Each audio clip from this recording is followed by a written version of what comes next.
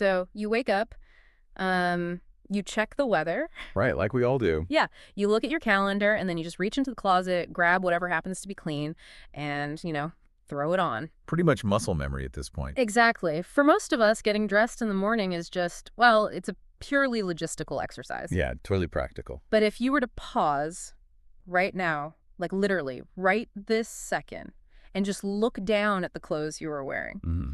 what if the specific fabric, the cut, the colors that are currently resting on your shoulders are actively rewiring how your brain is functioning in this exact moment? It sounds wild, but it's true. It is wild, and we have a really fascinating source document on the table for our deep dive today. It's titled The Psychology of Fashion. Great read. Really eye-opening stuff. Yeah, and the main argument here is that fashion is not just this superficial layer that we present to the world. Right, it's not just about looking nice. No, not at all. It's this potent combination of sociology, neuroscience, and psychology that fundamentally alters your internal state. Your baseline, essentially. Okay, let's unpack this.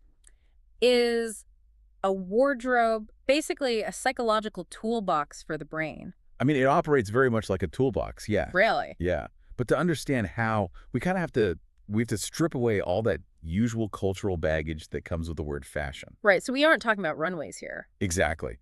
Our goal today is not to analyze, haute couture or what seasonal color palettes are dominating the magazines right now. Thank goodness, because I would be terrible at that. Right. But the source material is focused purely on the foundational mechanics of how your sartorial choices govern your mindset. Okay, so how does that actually work? Well, when you open those closet doors in the morning, you aren't just choosing between, say, cotton or wool. Okay. You are literally selecting the cognitive and emotional baseline you're going to inhabit for the rest of the day. Wow. And that actually brings us to a concept from the text that feels almost like science fiction, to be honest. Oh, you're talking about enclothed cognition. Yes, enclothed cognition. It's heavily documented, but it sounds like a total buzzword. It does, but it's very real. The document details actual behavioral science here. The premise is that clothing systematically influences the wearer's psychological processes. Right. It changes how we see ourselves, not just how other people perceive us. So we aren't just talking about, like, getting a quick confidence boost from looking in the mirror? No, it's way beyond that. We are talking about measurable changes in cognitive sharpness based entirely on what is draped over your body. Wait, so the physical cut of a fabric actually changes psychological processes and cognitive sharpness? It absolutely does. What's fascinating here is that fashion is really a psychological tool rather than merely an aesthetic choice. Okay, give me an example of how that works mechanically. So researchers found this phenomenon requires two simultaneous conditions. First, the symbolic meaning of the clothing. Like what we associate it with. Right. And second, the actual physical experience of wearing it. Oh, so just looking at it isn't enough. Exactly. The text uses a great example. If you look at a doctor's white lab coat hanging on a chair. You probably associate it with focus and scientific rigor? Right. Yeah. But the cognitive shift only happens when you physically put the coat on yourself. So your brain essentially adopts the traits you associate with the garment. Yes, exactly. I mean, I want to challenge the mechanics of that just a bit, though. Sure. Is there actual neurological data showing a shift in brain activity, or is this just, a dressed-up placebo effect? It's a valid question. Because it sounds a bit like glorified role-playing. Like, you put on a suit, you pretend to be a serious executive, and so you just act like one. I get why it sounds like that, but it is far deeper than conscious role-playing. Really? Yeah. When they ran these studies, they had participants wear a lab coat.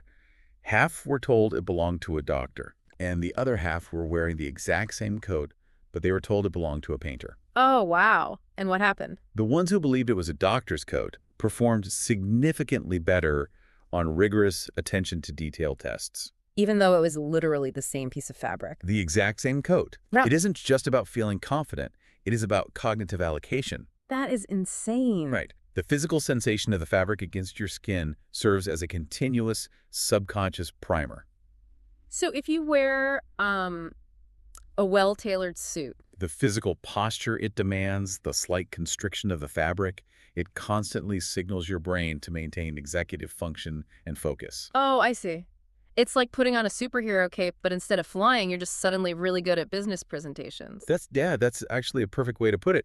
You aren't consciously telling yourself to act smart. Your brain's baseline operating system has temporarily shifted to match the symbolic meaning of the attire. So it's basically like downloading a temporary software update to your brain.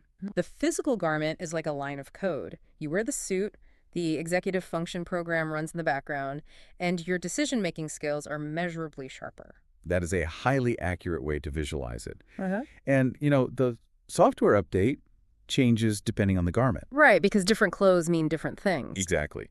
The source notes that putting on athletic wear actively primes the brain for physical exertion, So even if I'm just like sitting on the couch. even on the couch. Wearing running shoes and performance fabrics increases the likelihood that you will exercise.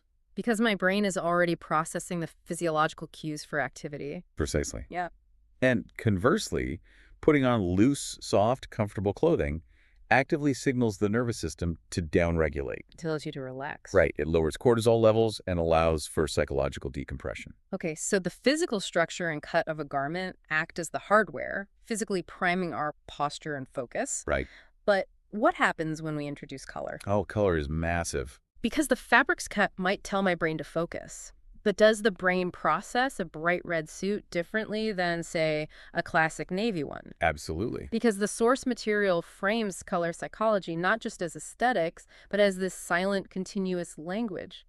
It is a language. Yeah. Color is actually the most immediate sensory data our brains process. So we see color before we even notice the shape. We react to it before we consciously register the shape or fit of a garment at all. Wow. But we have to look at why these reactions occur. They aren't arbitrary. The document breaks down several key colors, and their impact is rooted in this crazy mix of deep evolutionary biology and centuries of cultural conditioning. Okay, let's examine those roots. The source starts with black. Right. It links black to sophistication, authority, elegance, and power.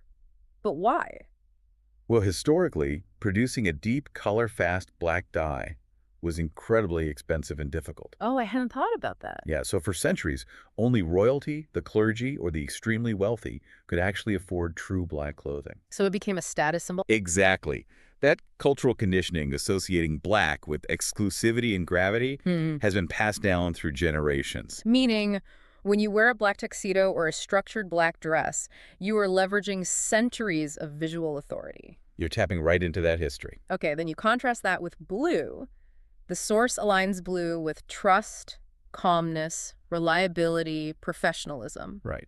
I imagine this has less to do with expensive dyes and more to do with, like, our environment. You hit the nail on the head. Yeah. Blue is fundamentally tied to our evolutionary environment, specifically the sky and clean water. Oh, things that keep us alive. Yes.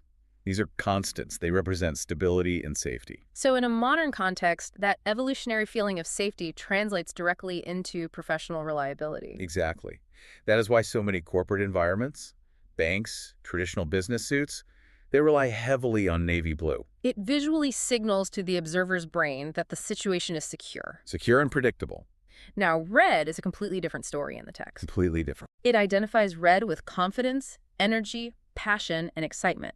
This feels purely biological. It is entirely biological. Red is the color of oxygenated blood. Okay. In nature, a flush of red on the skin signals physical arousal, anger, exertion. Our visual systems actually evolved to instantly detect red. Because it meant something important was happening. Right. It usually signaled either an immediate threat or an opportunity.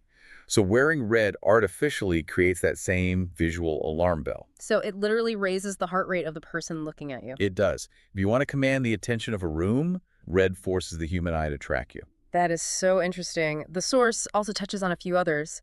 White represents simplicity and cleanliness, Right. Freshness. almost acting as a visual palate cleanser. Exactly. And green is associated with balance, growth, harmony, which again ties back to the evolutionary safety of a lush, resource-rich environment. You're seeing the pattern. Yeah. Yeah. And yellow encourages optimism, happiness, creativity, probably mimicking the psychological lift we get from sunlight, right? That's exactly the theory, yes. So what does this all mean for us, practically? Can we intentionally hack our emotions using this palette? You absolutely can. Like, if I wake up on a dreary Tuesday feeling completely lethargic, does forcing myself to put on a yellow sweater actually change my brain chemistry to be more optimistic? Yes. The source actually refers to this as a daily emotional reset. A daily emotional reset. I like that. Yeah, because of enclothed cognition, You aren't just broadcasting that yellow optimism to other people. I'm broadcasting it to myself. Exactly. Back to your own nervous system. By intentionally choosing colors that counteract your negative feelings, you're short-circuiting a negative psychological feedback loop. That is wild. You are artificially stimulating the neural pathways associated with brightness and energy without even speaking. Spot on. But if color and structure are actively shifting our internal state, how is that data being intercepted by everyone else in the room? Right. The external side of it. Yeah, because we know we're running these software updates on ourselves, but the internal shift inevitably spills outward. It changes how we brand ourselves to the world. And that interception happens faster than most people realize. How fast? The source emphasizes that first impressions form within milliseconds, before conversation even begins. Oh, wow. Because we are cognitive misers by nature. Cognitive misers. Yeah, the human brain wants to save energy. So it relies on visual heuristics, mental shortcuts, to categorize strangers immediately. So people synthesize the data of your clothing, grooming, colors, and accessories to assess your competence and personality instantly. Right. They do it automatically. Which poses a really significant challenge for all of us. How so? Well, how do you balance communicating professional competence for, like, a corporate job with expressing your actual authentic identity? All right. Because your culture, your hobbies, your social circles, these dictate what you naturally gravitate toward. So getting dressed in the morning is basically a high-stakes exercise in personal branding. It feels like there is often a conflict between looking the part and being yourself. If we connect this to the bigger picture, fashion is simply a visual vocabulary. Okay, a vocabulary. And just like spoken language, you can adjust your syntax depending on the audience without losing your core message. Oh, I see. The source argues that you do not have to choose between competence and authenticity. Really? How do you blend them? Well, a professional setting might require the syntax of a tailored suit to communicate reliability, right? Right. But you can inject your authentic vocabulary through the texture of the fabric, or maybe a specific accessory, or an unexpected color choice. Okay, so you're blending the vocabularies. Exactly. You might wear the navy blue jacket to leverage that evolutionary signal of trust and stability, but the cut of the jacket or the pattern of the shirt leans into your creative or minimalist or vintage identity. Yes, the psychology of fashion provides the grammar rules, but you still write the sentence. That's a great analogy. Understanding these tools gives you the freedom to build the exact identity you want to project. While simultaneously reinforcing that same identity within your own mind. Exactly. But, building that authentic vocabulary feels harder than ever right now. Oh, definitely. Because we are just relentlessly bombarded by external noise. Society, celebrities, social media algorithms, they're continuously introducing microtrends at lightning speed. It's exhausting. It creates this underlying tension between navigating societal expectations and just maintaining our own true identity. The modern fast fashion cycle is intentionally designed to manufacture dissatisfaction. Oh, really? Oh, yeah. It creates a subtle, ongoing anxiety